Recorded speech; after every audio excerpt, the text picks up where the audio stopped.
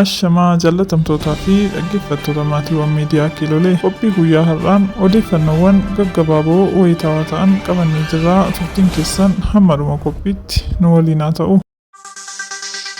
Ministeerri Somaaliyaa biyya keessaa duraanii fi qindeessaa garee shororkeessituu Al-Shabaab kan naannoo Shabeelee iddoo addaa Barree jedhamtu keessa socho'aa ture Mohaammed Mireen haleellaa dirooniitiin ajjeefamuusaa Ministeerri Haajaa Alaa US fi Ministeerri Odeeffannoo Somaaliyaa beeksisanii. Oduu biroon shaneen bosonatti haftee diraamaa biroon as bahuuf waswaataa jirtu irratti tarkaanfii jabduun fudhatamaa jira.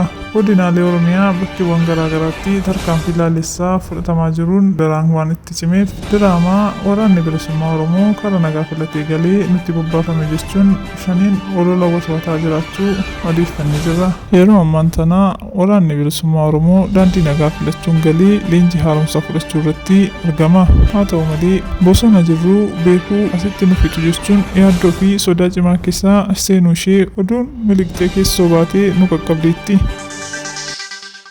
Odeeffannoo dabalataan magaalaa Baahar Daar bakka Gisha Abbaa jedhamutti humnoonni finxaaleeyyii naannoo Amaaraa lubbuu lammiilee nagaa irratti boombii doosuuf yaalii taasisan jalaa fashalaa'uu odeeffannee jirra. Finxaaleeyyoonni kunneen abdii kutuun badiisa raawwachuuf turan odeeffannoo humni nageenyaa dursee uummata irraa argateen akka fashalaa'u ta'uu maddi odeeffannoo keenyaa ibseera. Egaa jaalatamtootaa fi dhaggeeffattoota keenyaa qophii har'aaf qabnu asumaan golomnaa yeroo dansaa qabaadhaa.